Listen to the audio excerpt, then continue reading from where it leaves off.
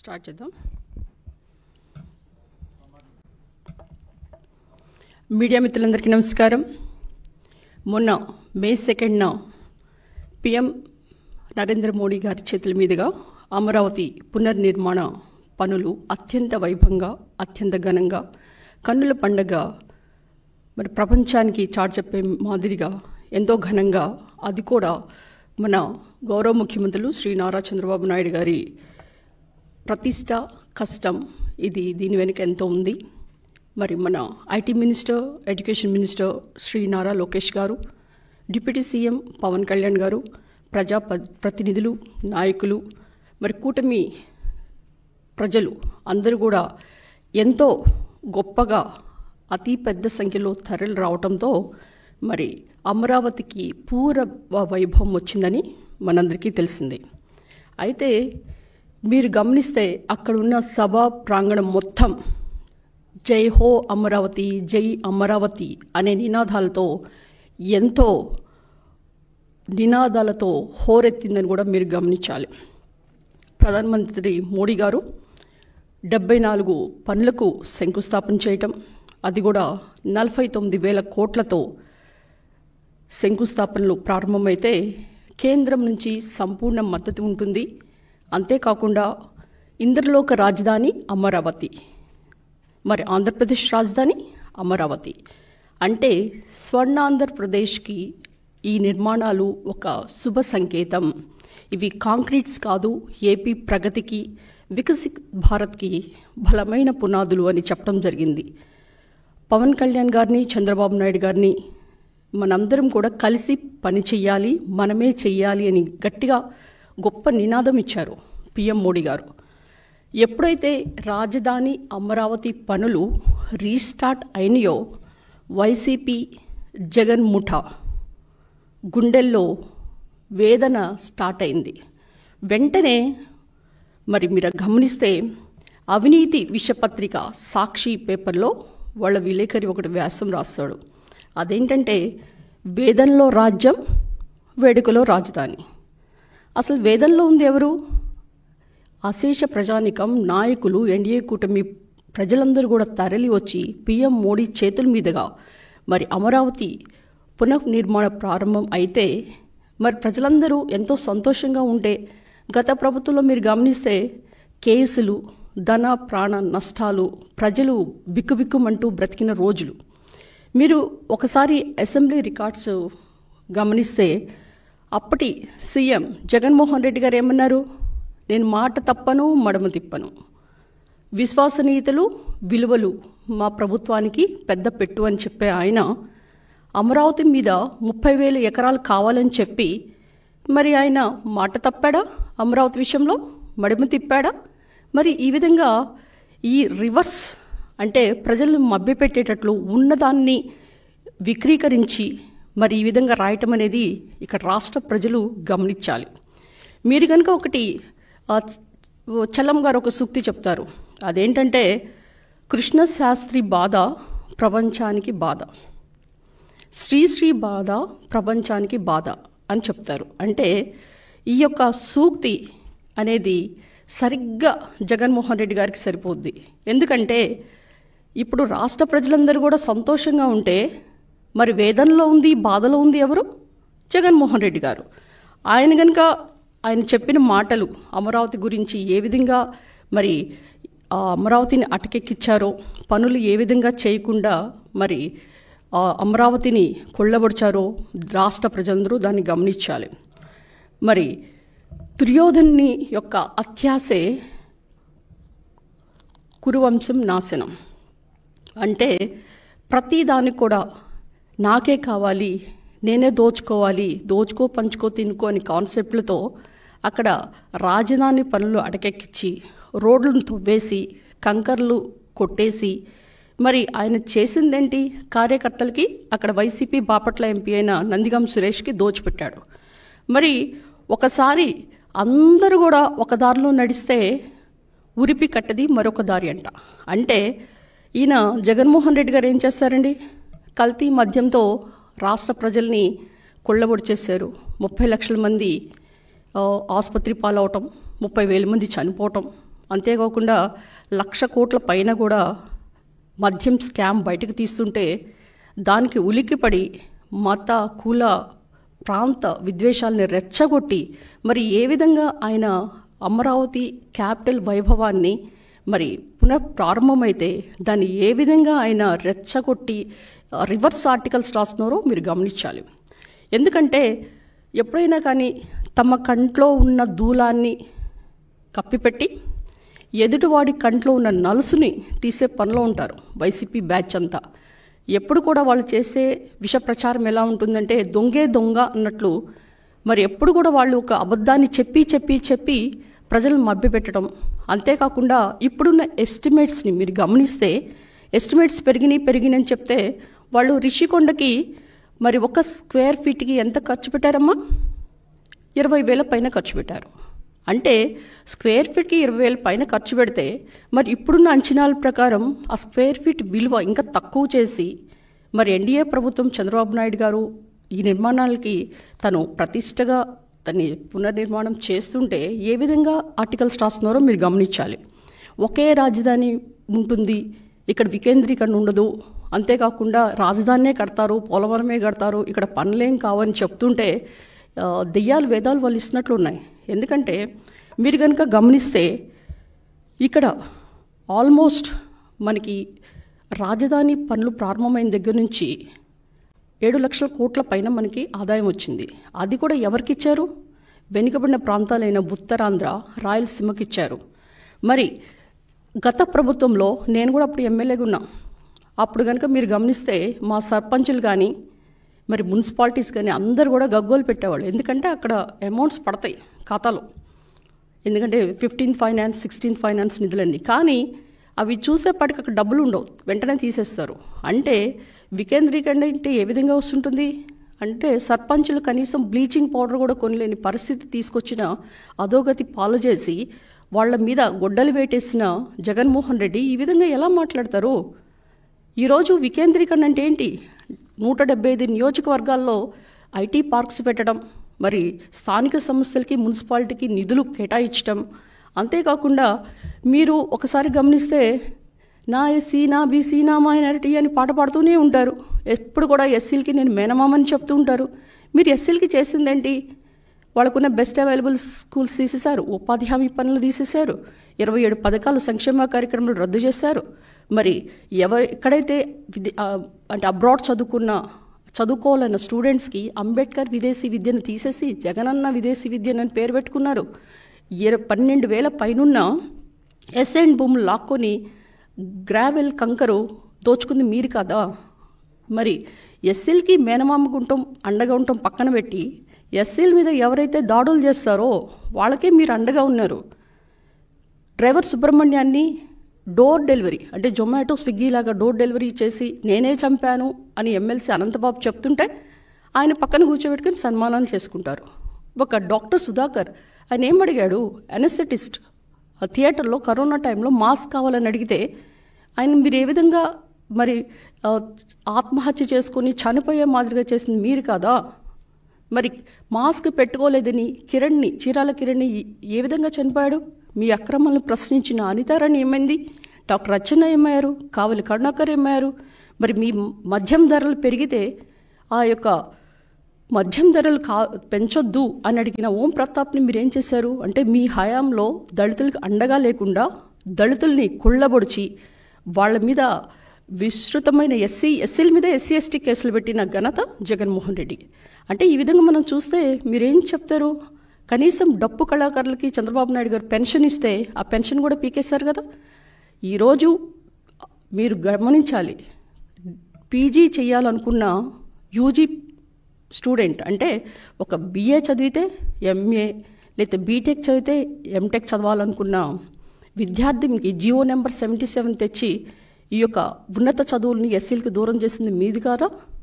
మరి దళిత ఇండస్ట్రియలిస్ట్కి ఇన్నోవా కార్లు వాళ్ళకి పథకాలు ఇస్తే ఆ పథకం కూడా మీరే నొక్కేశారు. మరి ఈరోజు మీరు గమనిస్తే ఆల్మోస్ట్ ఎస్సీ ఎస్టీ కార్పొరేషన్కి, ఎస్సీ కార్పొరేషనే మీరు కనుక గమనిస్తే 341 కోట్లు శాంక్షన్ చేసి 30 యూనిట్స్ సంక్షేమ కార్యక్రమాలు మేము ఆన్లైన్లో పెట్టాం.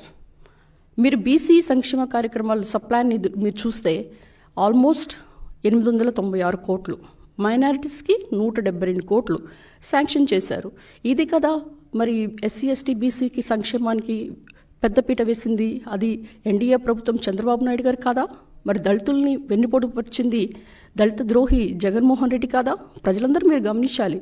ఈరోజు మీరు గమనించాల్సిన విషయం ఏంటంటే గత 5 సంవత్సరాల్లో జగన్మోహన్ రెడ్డి గారు 9.5 లక్షల కోట్లు 5 సంవత్సరాలకి బడ్జెట్ పెడితే దానికి 30,000 కోట్లు ఎస్సీస్కి సప్లాన్ నిధులు విడుదల చేసి నవరత్నాలతో నవమోసాలు చేసి దళితుల్ని మరి వాళ్ళ యొక్క అభివృద్ధిని అణగొట్టింది జగన్మోహన్ రెడ్డి గారు.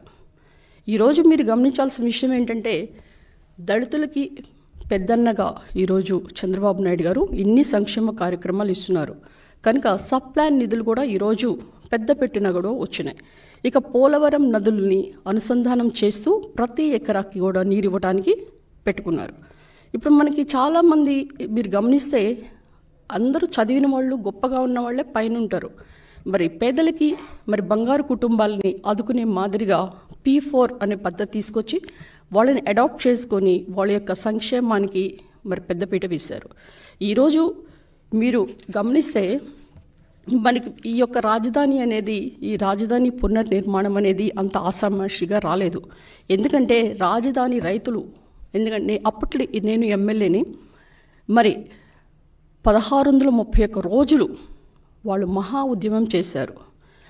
ఈ మహా ఉద్యమంలో ఎందుకు చేయాల్సి వచ్చిందంటే టీడీపీ ప్రభుత్వం అంటే 12 you mean to say that Chandrababu Naidu గారి టైంలో అంటే 2014లో ఈ యొక్క క్యాపిటల్ పురుడు పోసుకుంది. కానీ జగన్మోహన్ రెడ్డి గారు ఏం చేశారు? 3 రాజధానుల పేరుతో దాన్ని నైవంచన చేస్తే మరి ఆయన వేసిన గాయాలు పూడుస్తూ ఈరోజు రాజధానికి పునర్నిర్మాణం చేశారు. అయితే ఒక వ్యక్తి ఒక ఎకరం అంటే తన యొక్క తరతరాల నుంచి ఆస్తిని అంత ఈజీగా ఎవరు ఇవ్వరు. కానీ చంద్రబాబు నాయుడు గారి మీద అశేష ప్రజలు నమ్మి వాళ్ళ యొక్క భూముల్ని ఫ్రీగా ఇవ్వటం, అంటే ల్యాండ్ పూలింగ్ స్కీమ్లో ఆల్మోస్ట్ ఇంత భారీగా అంటే 54,000 ఎకరాలు రావటం అనేది ఒక చరిత్ర. It is a record. ఎందుకంటే రాజధాని ప్రాంతంలో ఉన్న 29 గ్రామాల్లో 29,000 మంది రైతులు, రైతు కూలీలు, తర్వాత ఈ యొక్క పూలింగ్కి ఇచ్చిన ప్రజలు వాళ్ళందరూ కూడా ఆల్మోస్ట్ 34,000 ఎకరాలు ఇస్తే మరి అడవి భూములు, తర్వాత కొండ ప్రాంతాలు, ఇతర ప్రాంతాలు కలిపి టోటల్ ఆ యొక్క 15,000 మొత్తం కలిపి టోటల్ మనకి 54,000 ఎకరాలు అయినాయి. ఈ 50,000 ఎకరాల్లో కూడా ఇది సెల్ఫ్ ఫైనాన్స్ నగరం. మనం ఒక పైసా కూడా ఖర్చు పెట్టక్కర్లేదు. వాళ్ళకి మనము వాళ్ళ యొక్క కమర్షియల్ అండ్ రెసిడెన్షియల్ ప్లాట్స్ ఇచ్చి డెవలప్ చేసి ఎవరికైతే మెట్ట ప్రాంతం ఉందో వాళ్ళకి 30,000 మనము కౌలిస్తామని చెప్పాం. తర్వాత ఎవరికైతే సాగు భూమి ఉందో వాళ్ళకి 50,000 ఇస్తామని చెప్పాం. అంటే 30,000 50,000 కౌలు, అది కూడా 10 సంవత్సరాలు. అది నమ్మి ప్రజలు ల్యాండ్ పూలింగ్ ఇచ్చారు. కానీ వీళ్ళు చేసిందేంటి? గత 5 సంవత్సరాల్లో అమరావతిని ఒక బ్రహ్మరావతిలాగా, అమరావతి అనేది ఒక సంక్షోభంలాగా, ఏం కట్టడాలు కట్టలేం, అంతేకాకుండా అక్కడ ల్యాండ్ కూడా అనివి కాదు, ఇక్కడ భూకంపాలు వస్తాయి, వరదలు వస్తాయి, అంతేకాకుండా అక్కడ ఈ ఆహార భద్రత కూడా ఉండదు అని రకరకాలుగా అమరావతి మీద దుష్ప్రచారం చేసి ఇది ఒక అమరావతి కాదు, ఇది కమ్మరావతి అని చెప్పడం కూడా జరిగింది. ఇందులో కనుక మీరు ఏ కులాలు ఎంతమంది ఉన్నారో గమనిస్తే ఎస్సీ ఎస్టీలు 32% ఉంటే బీసీలు 14%, రెడ్లు 20%, కమ్మలు 18%, కాపు 9%, మైనారిటీస్ 4%. అంటే ఇందులో మీరు గమనిస్తే ఎవరు ఎక్కువ శాతం ఉన్నారు? ఎస్సీలు ఎక్కువ ఉన్నారు. అంటే 5 నియోజకవర్గాలకి సమభాగంలో ఈ యొక్క అమరావతిని సృష్టిస్తే, ఈ అమరావతి కన్నా డెవలప్ అయితే ఇక్కడ ఉద్యోగాలు కానీ తర్వాత ఉపాధి కల్పించేది ఎవరికి? ఎస్సీలు కాదా? దళితులు కాదా? సో దళిత రాజధాని అయిన అమరావతిని కూడా మీరు కొల్లగొట్టేశారు. అంటే ప్రతి దాంట్లో కూడా ఎస్సీ ఎస్టీలకి ఇస్తానన్న 200 యూనిట్ ఫ్రీ కరెంట్ కూడా సర్వేల పేరుతో దాన్ని తొక్కేసి, ఎవరైతే ఆ యొక్క భూముల్లో వాళ్ళకి ప్లాట్స్ ఇచ్చారో అక్కడ ఉంటేనే ఇస్తామని చెప్పుకుంటూ మీరేమి వాగ్దానాలు చేశారో అవన్నీ కూడా తుంగలో దొక్కారు. ఈరోజు అమరావతి ఎలా ఉందో, మరి నాడు అమరావతి ఎలా ఉందో అంటే, అసెంబ్లీ సాక్షిగా 2019 డిసెంబర్ 17న, అంటే నేను గెలిచిన 6 నెలలకే అసెంబ్లీలో ఎక్కడో దక్షిణాఫ్రికాలో నమూనా 3 క్యాపిటల్స్ ఉంటాయి, 3 క్యాపిటల్స్ పెట్టాలి అంటే ఇది అసలు ఇట్స్ ఎ ఫెయిల్డ్ కాన్సెప్ట్. అలాంటి దాన్ని తెర మీదకి తీసుకొచ్చి కర్నూలు అంటే జ్యుడిషియల్ క్యాపిటల్, అమరావతి అంటే లెజిస్లేటివ్ క్యాపిటల్, వైజాగ్ అంటే ఎగ్జిక్యూటివ్ క్యాపిటల్ అనుకుంటూ దీన్ని విష ప్రచారం చేసి ఒక్క ఇటుకు కూడా వేయకుండా అమరావతిలో ఏ విధంగా కాలం వెళ్ళబుచ్చారో 5 సంవత్సరాలు మీకు తెలుసు. కనీసం నేను రాజధాని ఎమ్మెల్యేగా ఉన్నప్పుడు గెలిచిన 6 నెలల్లో నన్ను క్యాపిటల్ ఎమ్మెల్యే అనేవాళ్ళు. తర్వాత అందరూ కూడా నన్ను సర్కాస్టిక్గా రాజధాని ఎమ్మెల్యే, అసలు రాజధాని ఉందా? అసలు హైదరాబాద్ కానీ వేరే రాష్ట్రాలు వెళ్తే మీ క్యాపిటల్ ఏది అనే పరిస్థితికి తీసుకొచ్చారు. అంటే అక్కడున్న ఎమ్మెల్యేని కష్టపెట్టారు, ప్రజల్ని కూడా మీరు రోడ్డు మీద వేసేసారు. కానీ 4.5 ఏళ్లలో అక్కడున్న రాజధాని ప్రజలు మొక్కవోని దీక్షతో అమరావతికి ఏ విధంగా నిలబడ్డారో మీరు ఒకసారి గమనించాలి. 2020లో కూడా అక్కడ జరిగింది ఏంటంటే, కరోనా టైం లాక్డౌన్ పీరియడ్లో కూడా ఇళ్లలో నుంచి వాళ్ళు ఉద్యమం చేశారు. ఎన్ఆర్ఐస్ అయితే ఎప్పుడైతే 200 రోజులు ముగిసిందో వాళ్ళందరూ కూడా 200 క్యాపిటల్స్ వాళ్ళ యొక్క నగరాల నుంచి క్యాండిల్ ర్యాలీ చేశారు. మరి చాలామంది అక్కడ అమరావతి యొక్క ప్రజలు కూడా మోడీ గారికి లెటర్ రాయటం జరిగింది. 2021లో 57 రోజుల పైనగా న్యాయస్థానం టు దేవస్థానం, అంటే హైకోర్టు నుంచి వాళ్ళ యొక్క యాత్ర తిరుపతి వరకు చేరింది. ఇక్కడ 400 రోజుల పైన కూడా జరిగినా కానీ దాని అందరిని కూడా ఒక ఇన్సైడర్ ట్రేడింగ్ అనుకుంటూ రాజధాని భూమి గురించి ఇంకొకటి తెరలేపారు. అసలు ఇన్సైడ్ ట్రేడింగ్ అంటే ఎక్కడ ఉంటుంది? రియల్ ఎస్టేట్ దాంట్లో ఉంటుంది. దీన్ని కూడా హైకోర్టు కొట్టేయడం జరిగింది. ఇక 2022లో అమరావతి టు అరసవెల్లి ఇదొక పాదయాత్ర చేశారు. ఇందులో వాళ్ళు పాదయాత్ర చేస్తుంటే వాళ్ళు ఏ విధంగా కక్షతో ఆ యొక్క ఉద్యమాన్ని ఆపారంటే, జీవో నెంబర్ మరి 144 సెక్షన్ తీసుకొచ్చి యాక్ట్ 30 యాక్ట్ తీసుకొచ్చి మరి అక్కడున్న అమరావతి రైతుల్ని లాఠీలతో కొట్టి జుట్టులాగి, మరి మగవాళ్ళు కూడా లేడీస్ మీద వాళ్ళని కొళ్ళబొడిచి ఏ విధంగా వాళ్ళని కష్టపెట్టారో మీరు ఒకసారి గమనించాలి. ఇదంతా భరించలేక వాళ్ళందరూ కూడా రాష్ట్రపతి గారికి మాకు మర్సీ కిల్లింగ్ ఇవ్వండి, మేము సామూహిక హత్యలు చేసుకుంటామని కూడా లెటర్ రాశారు. ఈ విధంగా ఈ యొక్క మహాపాదయాత్రకి ఎన్ని అడ్డంకులు చేరినా కానీ హైకోర్టు ఒక చారిత్రాత్మక తీర్పిచ్చింది. అది కూడా 2022లో మార్చ్ 4న 3 రాజధానులకి చట్టాన్ని కొట్టివేశారు. దాన్ని అప్పుడు ఉన్న మండలి చైర్మన్ గారు సపోర్ట్ చేయలేదని షరీఫ్ గారు ఆయన మీద కూడా దాడి చేశారు. ఈ విధంగా మీరు గమనిస్తే ఈ యొక్క ఉద్యమం అనేది ఒక చారిత్రాత్మక ఉద్యమైంది. మరి 1631 రోజులంటే మీరు దాన్ని యాడ్ చేస్తే 1 + 6 + 3 + 1 అంటే 11. ఈ రాజధాని ప్రజల ఉసురు జగన్మోహన్ రెడ్డి గారికి తగిలి ఆయనకి 11 సీట్లోనే చతికిల పడ్డాడు. ఈ విధంగానే మీరు గమనించాలి. ఎప్పుడైనా కానీ ప్రజల రాజధాని, కళల రాజధాని అమరావతిని ముట్టుకుంటే మీరు ఏ విధంగా భస్మయ్యారో కూడా మీరు గమనించాలి. ఇక గత 2024లోనే ఎప్పుడైతే ఎన్డీఏ కూటమి వచ్చిందో అమరావతి పనులు చకచక ప్రారంభమైనాయి.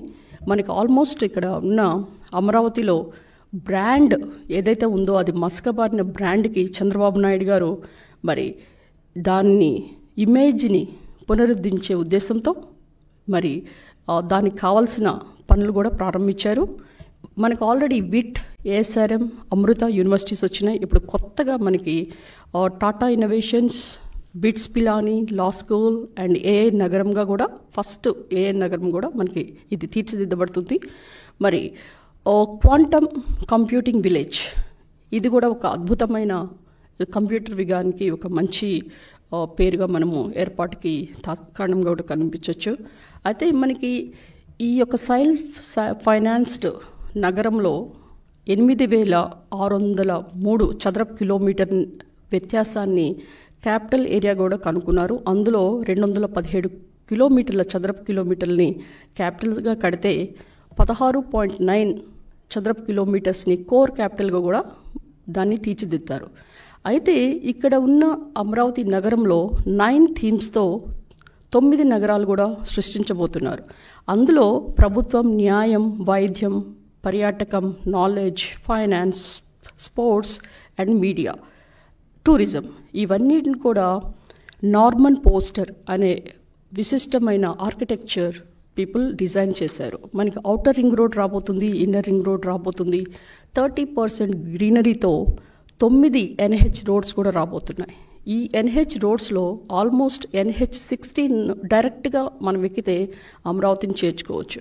అంతేకాకుండా cycling, walking tracks, international airports and private సంస్థలకి 1277 ఎకరాలు ఇస్తే సెంట్రల్ గవర్నమెంట్ వాళ్ళకి ఆల్మోస్ట్ 131 ఏకర్స్ ఇచ్చారు. అంటే ఈ విధంగా ఏ విధంగా అమరావతి ఒక పునర్నిర్మాణం ఎంత పడగ్బందిగా ఇన్ని ఎకరాల్లో చేస్తున్నారో, ఎంత పెట్టుబడితో చేస్తున్నారో మీరు గమనించాలి.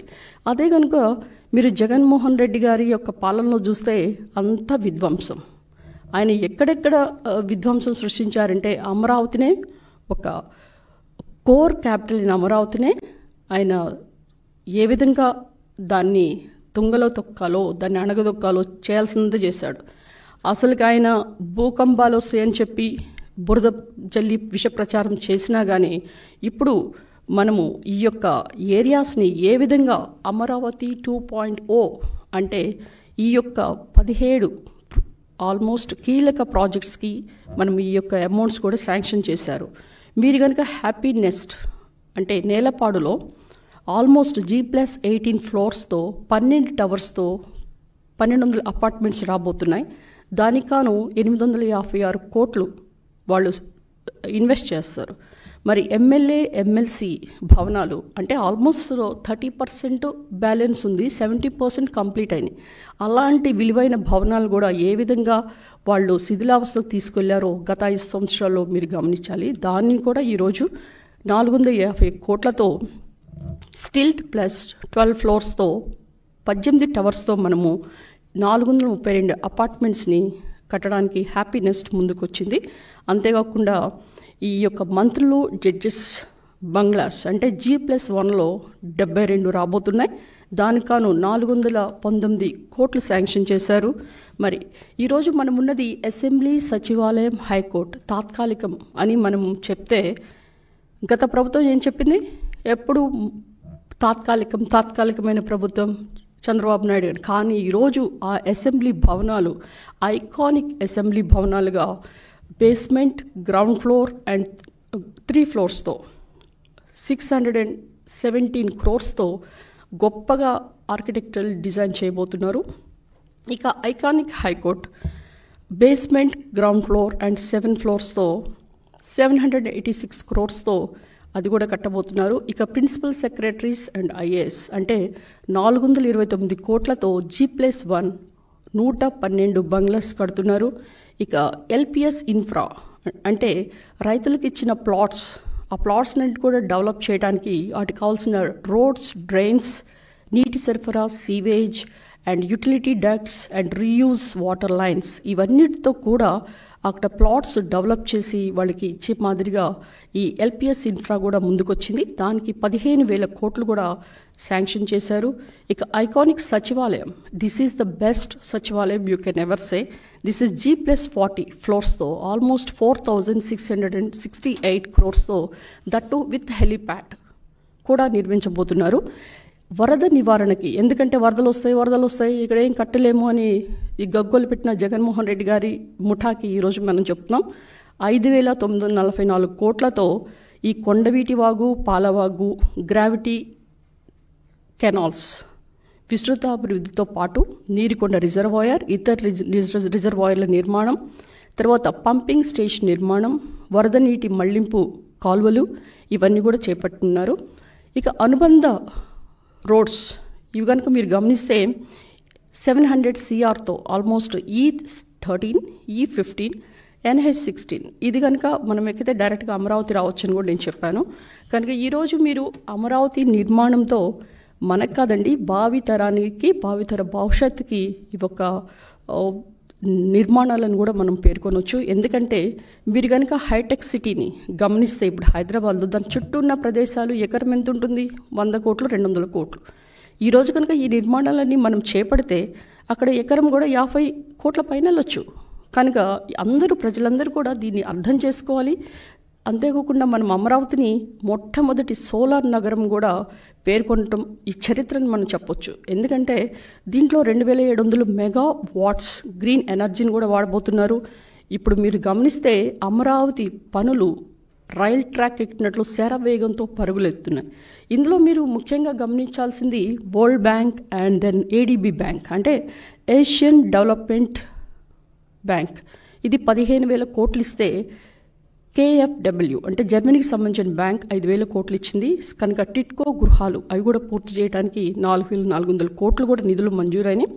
అండ్ 175 నియోజకవర్గాల్లో ప్రతి వాళ్ళకు కూడా, అంటే అక్కడున్న యువతకి జాబ్స్ అయితేనేంటి, ఉపాధి కూడా దొరుకుతుంది. ఎందుకంటే మనకి అసలుకి ఒక్క క్యాపిటలే లేకపోతే మనం యువత అంతా ఎక్కడ పోతున్నారు? ఇప్పుడు బెంగళూరు వెళ్తుంది, చెన్నై వెళ్తుంది, హైదరాబాద్ వెళ్తుంది. కానీ మన దగ్గర ఇలాంటి ఒక గొప్ప అమరావతి నగరం కనుక నిర్మించబడితే ఎవరు ఎక్కడికి పోక్కర్లేదు. 170 నియోజకవర్గ యువకులందరూ కూడా ఉద్యోగాలు ఇక్కడే చేసుకోవచ్చు. ఏదైనా కానీ ఇప్పుడు అమరావతికి మిగులు భూమి 2 లక్షల కోట్ల పైన ఉంది. సో దీన్ని మనము అమరావతిని కన్స్ట్రక్ట్ చేసుకుంటూ పోతే మనం అమరావతికి అవసరమైన డబ్బులు దానికి మీద మనం కట్టాల్సిన వడ్డీలతో పాటు కట్టుకొని మిగతా వాటిని కూడా మనము మిగతా 175లో ఇప్పుడు అమరావతి పోతే 174 నియోజకవర్గాలకి మనము ఆల్మోస్ట్ వీ కెన్ అభివృద్ధి చేయొచ్చు. మీరు కనుక ఇక్కడ ఎక్కడైతే బిల్డింగ్స్ కడుతున్నారో ఆ బిల్డింగ్లో ప్రతి దాంట్లో కూడా రూఫ్ టాప్ సోలార్ ఎనర్జీ, అంటే ఇవంతా గ్రేట్ ఇన్నోవేషన్స్. ఏదో ఎప్పుడో కట్టామా పోయామా అనుకుండా ఇలాంటి మెథడాలజీ అండ్ ఇన్నోవేషన్స్, ఈ థాట్స్ కూడా విజనరీ అయిన చంద్రబాబు నాయుడు గారికే వస్తాయి. ఆయన విజన్ 1995లో విజన్ 2020 అంటే ఎవరు నమ్మలేదు. హైటెక్ సిటీ చూసిన తర్వాత ఆయన 2,000 కోట్లతో కడితే ఇప్పుడు ఆల్మోస్ట్ 16 లక్షల మంది అక్కడ ఉద్యోగాలు చేస్తున్నారు. అండ్ ఆ సిటీ కూడా ఒక గొప్పగా డెవలప్ అవటం, దాని యొక్క సిటీ ఎక్స్టెండ్ అయిపోయి అదొక సైబరాబాద్ లాగా తయారైంది. ఇదివరకు ఎప్పుడు కూడా సికింద్రాబాద్, హైదరాబాద్ అనేవాళ్ళు, ఇప్పుడు సైబరాబాద్ అవటం, ఇదంతా కూడా క్రెడిట్ గోస్ టు మన విజనరీ లీడర్ శ్రీ నారా చంద్రబాబు నాయుడు గారు. ఆయన ఆధ్వర్యంలో ఈరోజు మనం ఒక ఇంటర్నేషనల్ ఎయిర్పోర్ట్ చూడబోతున్నాం. మరి అంతేకాకుండా ఆయన ఆధ్వర్యంలో మనం ఒక స్పోర్ట్స్ సిటీ చూడబోతున్నాం, స్మార్ట్ ఇండస్ట్రియల్ డెవలప్మెంట్ చూడబోతున్నాం. ఇంత డెవలప్మెంట్, మరి రాజధాని గురించి ఇంత కష్టపడుతున్న శ్రీ నారా చంద్రబాబు నాయుడు గారు, మరి మన అమరావతి అంటే ఒక బ్రాండ్ ఇమేజ్, అమరావతి అంటే దేవతల రాజధాని, అమరావతినే మనకి ఇక్కడ తీసుకొని వచ్చి మరి ఇంత గొప్పగా అమరావతిని డెవలప్మెంట్కి నేను ముందున్నాను, నా అమరావతి ప్రజలు కాకుండా రాష్ట్రం మొత్తం బాగుండాలి అని ఈరోజు చంద్రబాబు నాయుడు గారు ఆయన పడుతున్న కష్టం, ఆయన ఎన్ని గంటలు పనిచేస్తున్నారంటే ఆల్మోస్ట్ ఆయన పడుకునేది 4 hours ఏమో, almost he's working more than 18 hours. So కనుక మనము ఈ ఏజ్లో ఉండి కూడా అంత కష్టపడలేం. కానీ అలాంటి విజనరీ లీడర్ని మనము ఆదర్శంగా తీసుకొని ప్రతి ఒక్కరు కూడా అమరావతి రాజధానికి అందరూ కలిసి మెలిసి భుజం కలిపి ఈ కట్టుకుంటే మన రాజధాని అమరావతి అండ్ సౌత్ ఇండియాలో ద బెస్ట్ క్యాపిటల్, అండ్ ఇంకా కాకపోతే ఇండియాలో కూడా బెస్ట్ క్యాపిటల్ అయ్యే ఛాన్స్ ఉంటుంది. కనుక ఈరోజు మరి ఎంత గొప్పగా అమరావతి నిర్మాణానికి ప్రజలు ఎలా మరి వాళ్ళు ఉద్యమం చేశారో, మరి వాళ్ళ కళలు సాకారం చేసుకునే మాదిరిగా ఈరోజు అమరావతి యొక్క నిర్మాణం అదిరింది. కనుక ప్రజలందరూ కూడా నిజంగా ఇంత మంచి ఈవెంట్ని అక్కడున్న ఎక్స్-ఎమ్మెల్యే ఆఫ్ అమరావతిగా ఉండవల్లి శ్రీదేవి నేను కూడా విట్నెస్ అయ్యాను. కనుక నేను చేయలేని పని 5 సంవత్సరాల్లో కనీసం అప్పుడు 2019 నుంచి 24 వరకు ఒక ఎల్ఈడి బల్బ్ కానీ అక్కడ అమరావతిలో ఒక ఇటుక కూడా వేయకుండా, అమరావతిలో ఒక జంగిల్ క్లియరెన్స్ అంటే జేసీబీలు వెళ్తున్నప్పుడు మేము కమిషనర్ గారిని అడిగేవాళ్ళం, సార్ మేము కూడా వస్తామంటే ఇక్కడ చేయడానికి ఏం లేదమ్మా, జేసీబీ తీసుకెళ్ళి జస్ట్ మా అమ్మ అనిపిస్తామని. కనుక ప్రతి ఒక్క విషయంలో కూడా వాళ్ళ కౌలేయమంటే 6 నెలలు 9 నెలలు అలా పెండింగ్ పెడుతూనే ఉండేవాళ్ళు. మేము పోయి సార్ కౌలేయండి సార్ వాళ్ళకి 3 నెలలు అని అంటే అట్లీస్ట్ అడంగా ఎప్పుడో వేసేవాళ్ళు. కానీ ఈరోజు అలా కాకుండా ఈరోజు ఎవ్వరు ప్రోద్బలం లేకుండా ఈ యొక్క బర్డెన్ అంతా శ్రీ నారా చంద్రబాబు నాయుడు గారు తీసుకొని మనమేమి ఆలోచించక్కర్లేదు. ఇక్కడ ఉంటే అన్నీ మన యొక్క సంక్షేమ కార్యక్రమాలు, తర్వాత అభివృద్ధి, డెవలప్మెంట్, ఇవన్నీ కూడా the one and only the man and the one behind this entire projects Shri Nara Chandrababu Naidu garu మరి ఎంతో మన కొరకు కష్టపడుతున్నారు. కనుక మనందరం కూడా ఆయనకి సహకారం అందించాలని ఎన్డీఏ కూటమి ప్రజలకి, నాయకులకి, మరి నాకు ఈ అవకాశం ఇచ్చిన రాష్ట్ర ప్రజలకి, మరి తెలుగుదేశం పార్టీ నేతలకి, మరి నాయకులకి నా హృదయపూర్వక ధన్యవాదాలు చెప్తూ జై అమరావతి, జై జై అమరావతి.